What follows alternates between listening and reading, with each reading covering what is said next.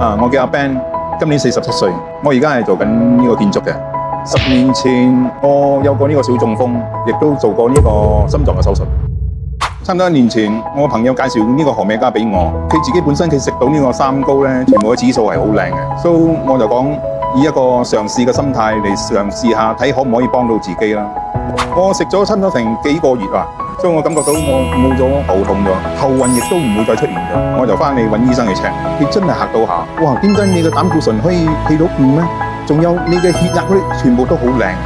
我仔佢上網幫我 check， 佢講入邊嘅成分係有呢個 Omega 3咯，維生素 K2啊，同埋 D3， 幫我哋調整呢個膽固醇啦，改善我哋嘅血脂，仲有減少我哋冠心病嘅風險，同埋維持我哋嘅呢個血管嘅健康。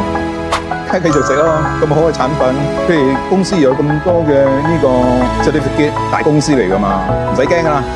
你哋冇中過風，你哋係唔會驚嘅。我就驚咗10幾年啦。我自己本身我亦都對呢個產品亦都好有信心啦。食咗之後好安心，我body check up全部都好靚。